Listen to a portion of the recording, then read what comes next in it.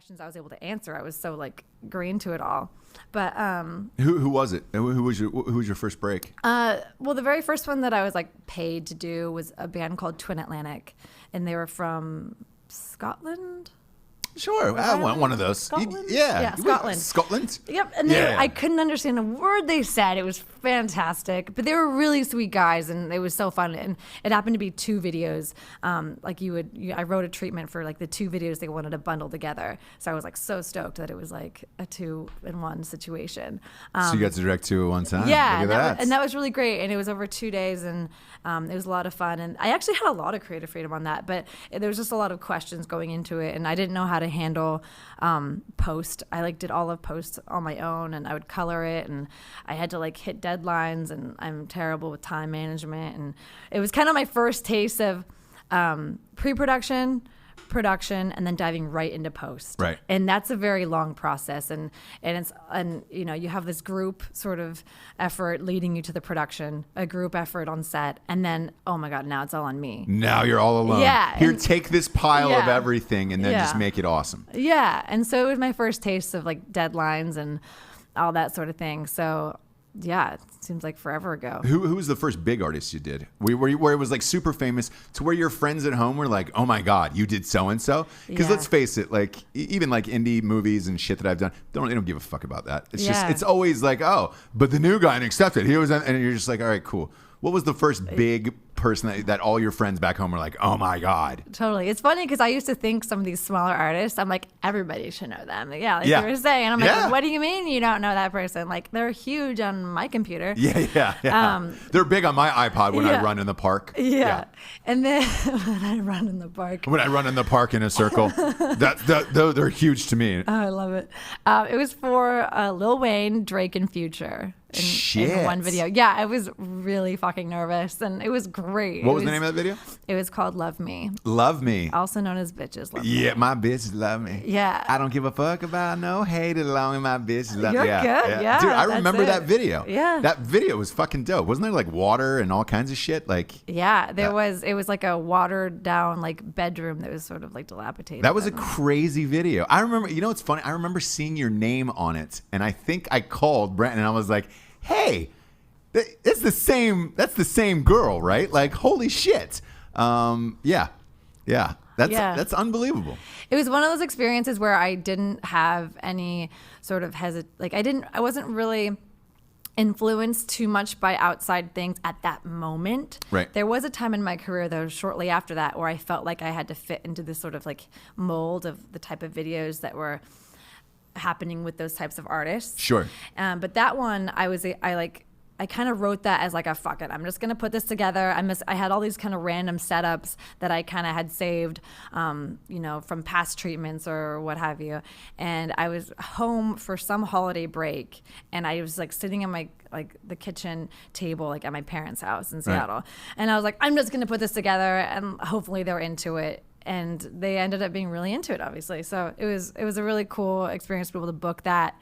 And what's it like seeing yourself on MTV? Like, that's got to be pretty unbelievable. It doesn't happen that often. I don't know. I don't watch, unfortunately, don't watch MTV. A lot of people don't. Everybody's going to YouTube for videos now, and that's where everything pops now.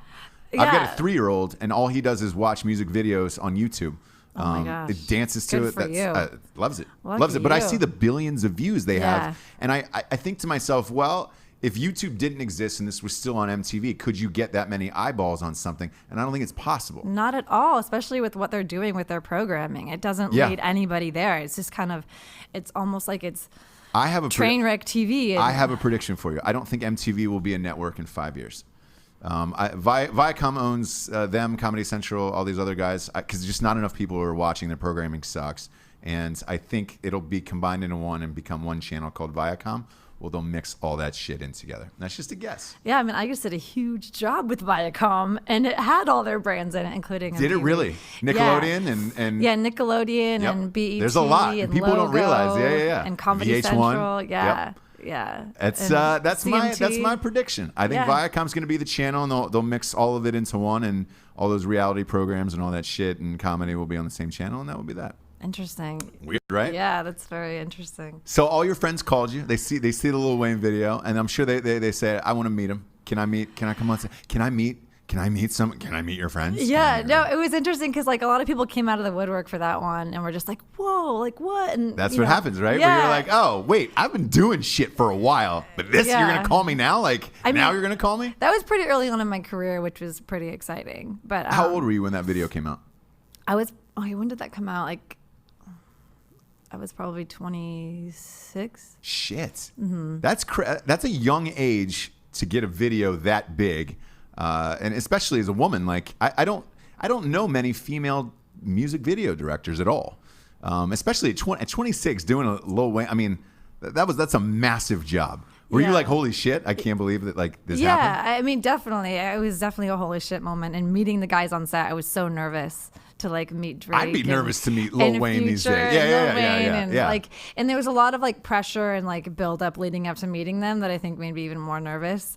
But they ended up being pretty cool, and I know Drake was definitely very surprised to see that it was like a female director, and Lil Wayne obviously knew who I was because we had talked on the phone. Sure. I was so nervous for that. Were you taller than him? Oh, yeah. I'm kidding. Yeah. I know you were. He's a small man. Yeah, he's very small. He's so sweet though. He calls me Miss Hannah.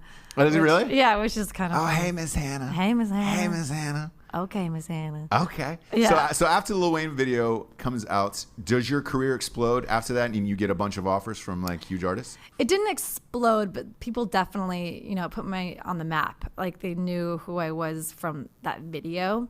Well, I remember seeing a Miley Cyrus video you did, where I remember your name was on the mirror in lipstick, and I was like, oh shit. I fought to get that in there. I was like, Did you? Because I remember seeing it. I was like, God damn, she made it. And not only that, but she's stamping it. I know. Because it was I was so happy that made the cut. You have no idea. Because sometimes artists won't you don't need to put your name on it because I want Which my is name bullshit, on it. by the way. I mean, I get it. I think there's a time and place for credits and videos, and I think some people do it But if you do it in a cool, creative way, yours is written on lipstick on a mirror, I believe. Yeah. I haven't seen that video in a while, but I remember seeing it. I was like, oh shit. Yeah. Hannah done made it. Yeah, no. Hannah done made it. It was She a got cool her stamp moment. in the video.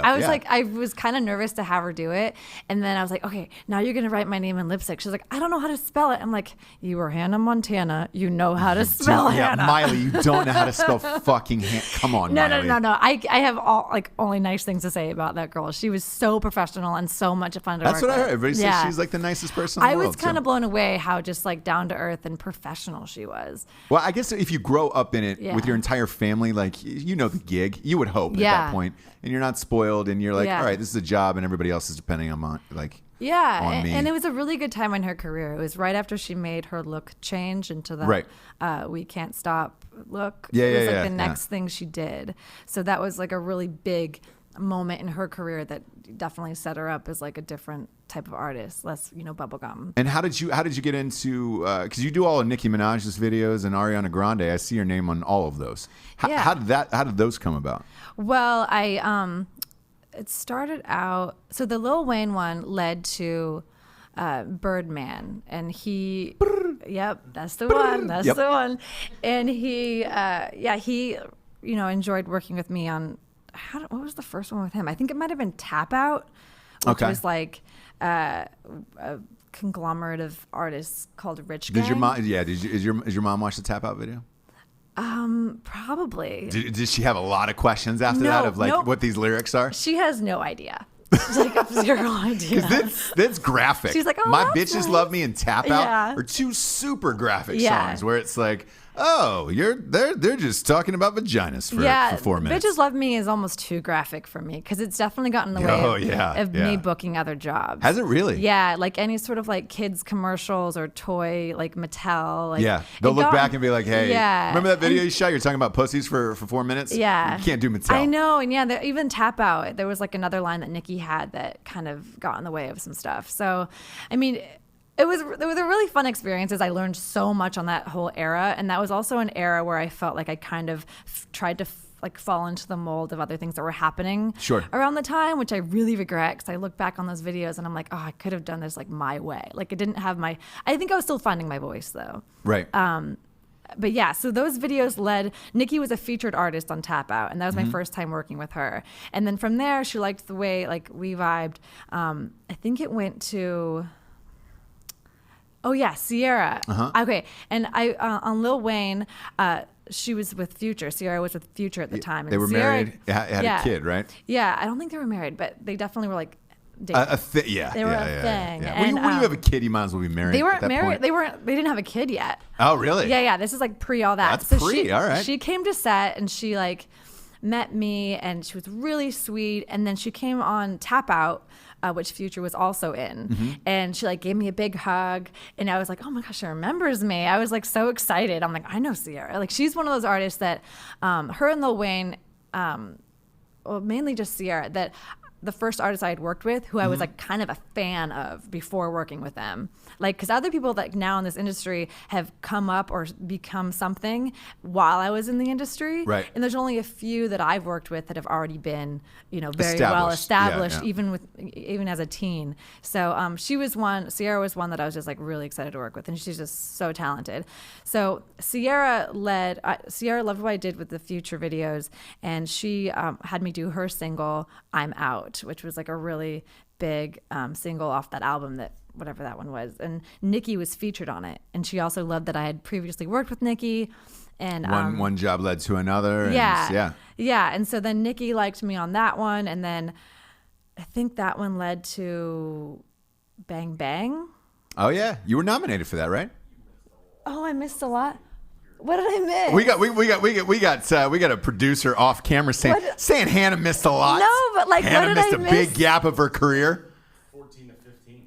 But what did I miss with Nikki? That's what we're talking about. I don't even remember. You got no help. I worked with Nikki like seven times. Here's what I love. You're this successful that you've forgotten just a whole stretch of like famous shit you've done, which is awesome. Yeah, I mean, there's a lot. That's what I love about music videos. It's like you can do so much. Like you can do like a few projects a month, and it's really fun just to like have a project and really work hard on it and like dive in and get creative, and all these little parts like fit together for this one little thing, and then like cut it together and like on to the next. It's like it goes out to the world, and then you're on to the next. How many videos you shoot a year?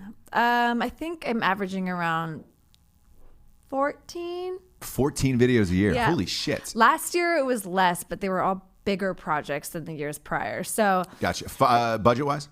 Yeah, budget wise, and just like the reach of, who the artists are and all that. Because as you get further in your career, there's less of those big budgets that are just sort of out there. Right. But there was a pocket of like a certain budget range where there was just a lot of those. So I was able to book a lot of those. And when there's really good momentum, if you're working a lot, the momentum's going, it's much easier to stay creative and keep the juices flowing. And sure, to than book to other take things. time off. How many?